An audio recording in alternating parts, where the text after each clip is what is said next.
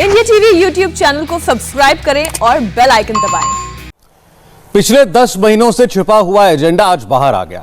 मुजफ्फरनगर की महापंचायत में anti Modi anti योगी मोर्चे ने आज खुल्लम खुल्ला पॉलिटिकल वॉर का ऐलान कर दिया। मोदी और योगी के दुश्मनों ने इसे मिशन का नाम दिया है, जिसमें पूरी तरह हिंदू मुसलमान भी हो रहा है।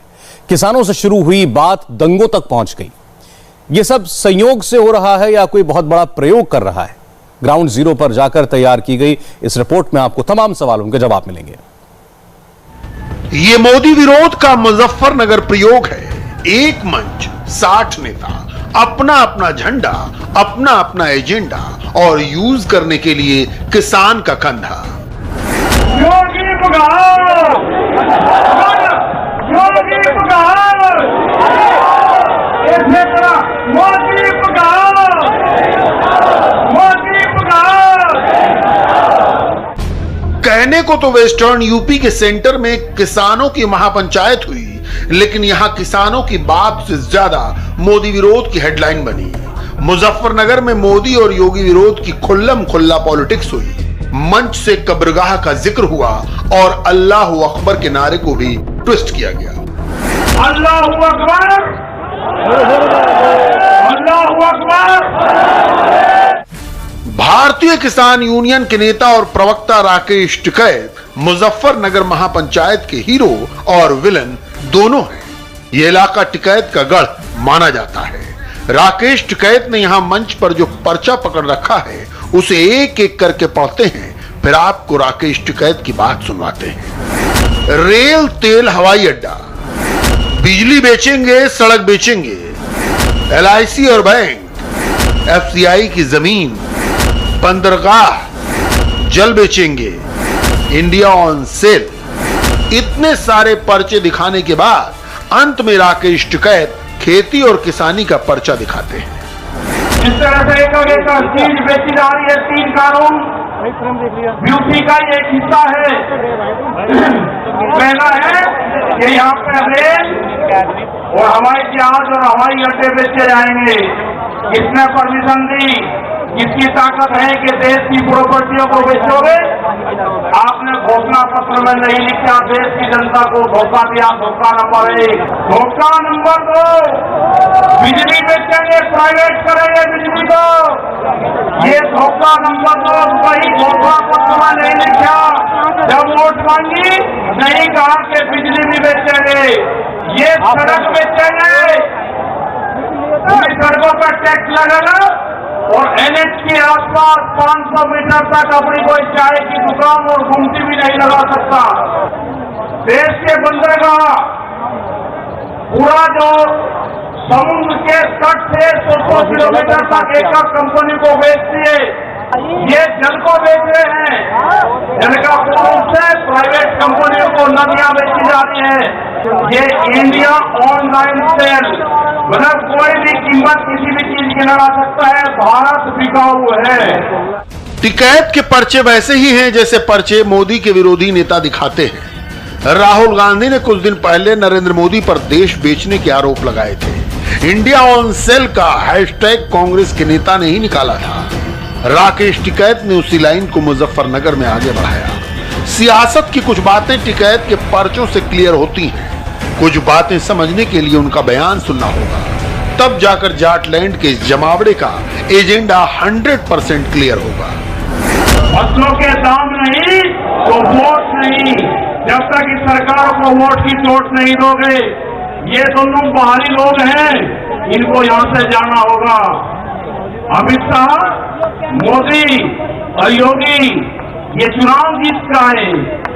ये उत्तराखंड से चुनाव जीत के प्रधानमंत्री बने, कोई ऐतराज नहीं। उत्तर प्रदेश की जमीन से जीत के गुजरात में गुंडागर्दी के दम पे आना हो, वहां पे पुलिस स्टेट है, वहां पर जीत के देश का प्रधानमंत्री बने, कोई ऐतराज नहीं है। लेकिन उत्तर प्रदेश की जमीन पे ये दंगा करवाने वाले लोग हैं, इनको यहाँ पे बर्दाश्त यहाँ की जनता नहीं करेगी। ये मिशन जो संयुक्त मोर्चे का है ये तय हो चुका है। ये तरह का तोड़ने का काम करेंगे, हम जोड़ने का काम करेंगे। ये सरकारें आज से फिर वादा लेकर जाते हैं कि वहां पे अगर हमारी कब्र वहां पे बढ़ेगी हम मोर्चा नहीं छोड़ेंगे। अगर हमारे को शहीद होना पड़ेगा तो हम मोर्चे पर होंगे, या तो जीत आएंगे, बगैर जीते नहीं आएंगे वापसी। राकेश टिकैत किस पर वोट की चोट करना चाहते हैं? जवाब है मोदी और योगी पर। राकेश टिकैत किसे बाहरी बताते हैं? जवाब है नरेंद्र मोदी और अमित शाह को। जो नेता देश संभाल रहे हैं, जो प्रदेश की सरकार चला रहे हैं, उनको राकेश टिकैत दंगा करवाने वाला बताते हैं, मगर उंगलियां खुद टिकैत पर उठ रही हैं। राकेश टिकैत के पीछे खड़े इस शख्स को पहचान रहे हैं आप? यही व्यक्ति राकेश टिकैत के भाई नरेश टिकैत के साथ मंच पर सबसे आगे बैठा दिखता है। इसका नाम है गुलाम मोहम्मद जौला, जिस पर 2013 के दंगों के इल्जाम लगे थे। गुलाम मोहम्मद जौला से लोग मंच पर बैठे हुए हैं। इसका जवाब तो मुजफ्फरनगर की जनता मांगेगी कि ऐसे लोग जो सांप्रदायिक दंगे में मुजफ्फरनगर को जिन्हें झोंका, अगर वे मंच पर बैठे हैं तो इसका जवाब तो मुजफ्फरनगर की जनता इनसे आयोजकों से मांगेगी। अगले 6 महीने के अंदर यूपी में चुनाव होने वाले हैं। चुनाव से पहले टिकैत ने किसान आंदोलन की आग पर पॉलिटिकल खिचड़ी वाली हांडी चढ़ाई है, जिसमें पंजाब के किसान नेताओं को बुलाया है। टिकैत के मेहमान वही लोग हैं जिनकी लाइन मोदी विरोधी है। राकेश टिकैत ने जो कहा उसे आपने सुना। अगर इतने से भी मोदी विरोधी मोर्चे का एजेंडा क्लियर नहीं हो रहा तो ऑल इंडिया किसान सभा के जनरल सेक्रेटरी और सीपीएम पोलित ब्यूरो के मेंबर हन्नान मोल्ला का बयान सुन लीजिए। हन्नान मोल्ला क्लियर कट कहते हैं उनका एक ही दुश्मन है, नरेंद्र मोदी, और उनका एक ही टारगेट है, मोदी और योगी को हराना। ये सरकार को हराओ। बीजेपी सरकार, नरेंद्र मोदी हमारा सबसे बड़ा दुश्मन है। ऐसा घटिया प्रधानमंत्री हम कभी देखे नहीं। आज किसान के साथ धोखाधड़ी कर रहा है, इसलिए नरेंद्र मोदी और योगी को हराना यूपी मिशन का मुख्य उद्देश्य है। UP mission, Uttarakhand mission, Punjab mission आज शुरू हुआ है। इसका लक्ष्य है अगले चुनाव में बीजेपी को और उस सहयोगी को संपूर्ण रूप से हरा के एक किसान का आगे बढ़ाने का, मांग मानने वाला सरकार बनाने के लिए काम करना। यूपी में चुनाव है इसलिए यूपी मिशन, उत्तराखंड में चुनाव है इसलिए उत्तराखंड मिशन, पंजाब में चुनाव है इसलिए पंजाब मिशन। 27 सितंबर को भारत बंद करने का ऐलान मुजफ्फरनगर से हुआ है। यानी नाम तो किसान आंदोलन है, लेकिन जब फुल पॉलिटिकल प्रोग्राम है, 3 किसान कानूनों को हटाने का तो बस बहाना है। मोदी और योगी पर असली निशाना है। खून की नदी बहा के इन लोगों ने राजनीति की थी। जो घर में आग लगा के अपनी रोटी सेके, वो घर का दोस्त है कि दुश्मन? ये देशद्रोही हैं। ये योगी नहीं, देशद्रोही है। भारत मां के 2 लाल हिंदू और मुसलमान में जो झगड़ा करवाए, वो भारत मां का बेटा नहीं हो सकता। ये देशद्रोही हैं। मोदी और योगी के विरोध की ऐसी लाइन या तो मोदी के दुश्मनों को अच्छी लगती है या देश के दुश्मनों को। उत्तर प्रदेश में चुनाव है इसलिए मुजफ्फरनगर में प्रयोग हो रहे हैं। कांग्रेस की प्रियंका गांधी मुजफ्फरनगर महापंचायत शुरू होने से पहले हैशटैग लगाकर लिखना शुरू कर देती हैं और प्रियंका के चचेरे भाई वरुण गांधी वीडियो डालने लगते हैं। ये भी एक प्रयोग है। किसानों के कंधों पर चढ़कर सियासत में ऊपर जाने का प्रयोग हो रहा है। महापंचायत के मंच पर आने वाले नेता खुद को सियासत से दूर बताते हैं, लेकिन मोदी और योगी की विरोधी पार्टियां खुलेआम उनका सपोर्ट कर रही हैं। किसानों का मूवमेंट जितना लंबा इस देश में चला है, 8 महीने 9 महीने, और जितने किसान शहीद हुए हैं, शायद दुनिया के अंदर इतना बड़ा मूवमेंट कभी नहीं चला है। यही कारण है कि कहा जाता है कि मोदी और योगी की सरकार में लोकतंत्र का गला घोंटा जा रहा है। जब मुजफ्फरनगर में मोदी विरोधी नारे लग रहे थे तब मोदी क्या कर रहे थे? जब योगी के खिलाफ यूपी मिशन शुरू करने का ऐलान हो रहा था तब योगी क्या कर रहे थे? हम आपको योगी के सम्मेलन में भी ले चलेंगे और मोदी के बारे में ताजा इंटरनेशनल हेडलाइन भी दिखाएंगे, मगर उससे पहले राकेश टिकैत का प्लान अच्छी तरह समझ लें। बात जनता ना माने, आप कह रहे हो चुनाव की दवाई देनी है, तो अगर वो दवाई काम ना करे तो हमारे जो इशू हैं, हम अपने इशू बताएंगे जनता को। देश बिखरा है वो बताएंगे, उसको बताएंगे, हम जाएंगे। इस तरह की मीटिंगें करेंगे। तो क्या चुनाव के परिणाम आपके आंदोलन की दिशा दशा तय करेंगे? आप चुनाव तो 6 महीने बाद में। हाँ, अब तो जो आंदोलन चल रहा है उसकी बात कर लो।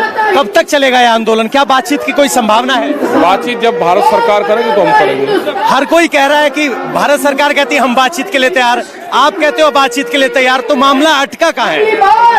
भाई इनविटेशन तो वही देंगे, कहाँ बुलाना, कहाँ मीटिंग करनी। लेकिन दबाव बना नहीं पा रहे, न्योता आ नहीं रहा है। आ जाएगा, 1 आध साल में आ जाएगा, कोई देर होगी अभी। कब तक चलेगा आंदोलन? जब तक भारत सरकार चलवाएगी। भारत सरकार चलवाएगी कैसे? अरे जब तक वो बात नहीं मानने आंदोलन चलता रहेगा। राकेश टिकैत लंबी लड़ाई की बात करते हैं। कुछ दिनों पहले वो मई 2024 तक आंदोलन करने का ऐलान कर रहे थे। मई 2024 यानी अगले आम चुनाव की तारीख, जब नरेंद्र मोदी का पॉलिटिकल टेस्ट होगा, उससे पहले यूपी में योगी आदित्यनाथ को इम्तिहान देना है। 2022 के लिए टिकैत एंड टीम की सारी उम्मीद वेस्टर्न यूपी पर टिकी है। यूपी में जाट आबादी 6% है, जबकि पश्चिमी उत्तर प्रदेश में जाट आबादी करीब 17% है। मुसलमान आबादी यूपी में 19% है, जबकि पश्चिमी उत्तर प्रदेश में 30% मुसलमान है। टिकैत ने अल्लाह अकबर के साथ हर हर महादेव का नारा क्यों मिक्स किया? इसी सवाल के जवाब में जोड़ने और तोड़ने वाले टिकैत फार्मूले का राज छिपा है। 2013 के मुजफ्फरनगर दंगों के बाद जाट और मुसलमान का पॉलिटिकल मिक्स टूट गया था। टिकैत उसे फिर से जोड़ने में लगे हैं। 17% जाट वोट और 30% मुस्लिम वोट को मिला दे तो 47% वोट शेयर बनता है। इस 47% वोट शेयर से पश्चिमी उत्तर प्रदेश की करीब 100 सीटों पर विनिंग फॉर्मूला तैयार होता है। क्या ऐसा हो पाएगा? क्या पश्चिमी उत्तर प्रदेश के जाट वोटर्स मुसलमान वोटरों के साथ वोट करेंगे? मुजफ्फरनगर महापंचायत में मोदी और योगी के विरोध का ऐलान तो हुआ, लेकिन अब तक किसी पार्टी का नाम नहीं बताया गया। अमुक पार्टी को ही वोट देना। मुजफ्फरनगर महापंचायत से स्पष्ट हो गया कि किसान आंदोलन अब सिर्फ किसान आंदोलन नहीं है, बल्कि इस किसान आंदोलन की राजनीतिक महत्वाकांक्षाएं हैं। मुजफ्फरनगर की महापंचायत में आरएलडी से लेकर बाकी पार्टियों के पोस्टर भी दिखाई दिए और मंच से योगी और मोदी को हटाने की बात भी।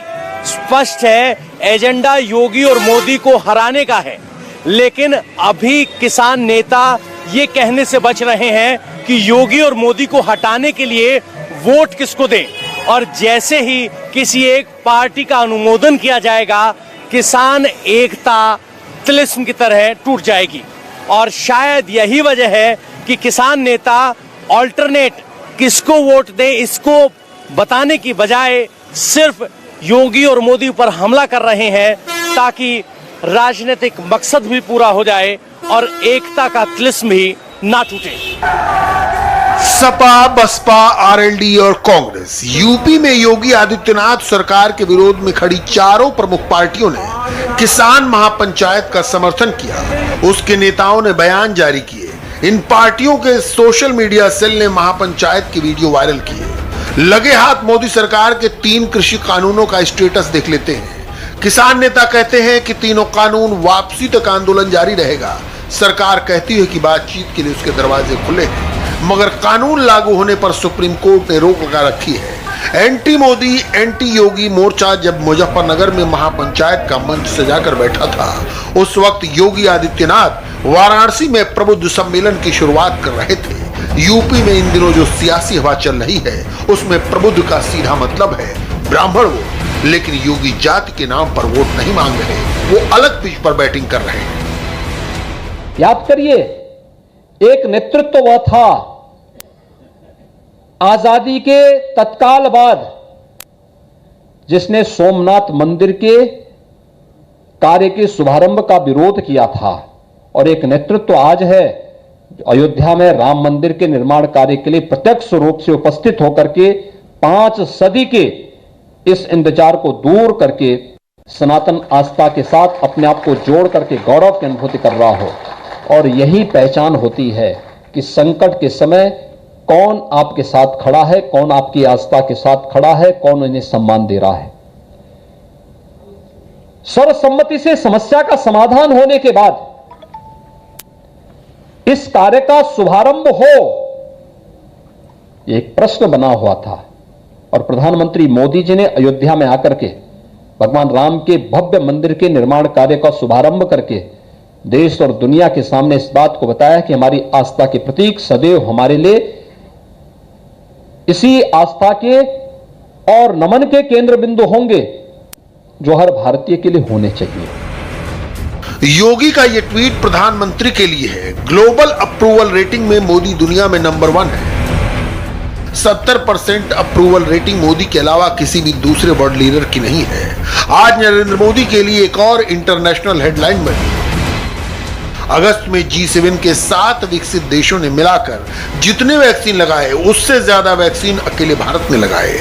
अमेरिका में कोरोना से हुई मौत का रिव्यू शुरू हुआ तो पता चला कि सुपर पावर अमेरिका से कहीं बेहतर कोरोना मैनेजमेंट भारत का रहा। नरेंद्र मोदी दुनिया में भारत का नाम ऊंचा कर रहे हैं, मगर मोदी से दुश्मनी रखने वाले दिन रात उनको हटाने के सपने देख रहे हैं। नमस्ते, मैं हूं मीनाक्षी जोशी। वीडियो और खबरों से अपडेट रहने के लिए India TV YouTube channel subscribe करें, बेल आइकन दबाना ना भूलें। जुड़े रहें इंडिया टीवी के साथ।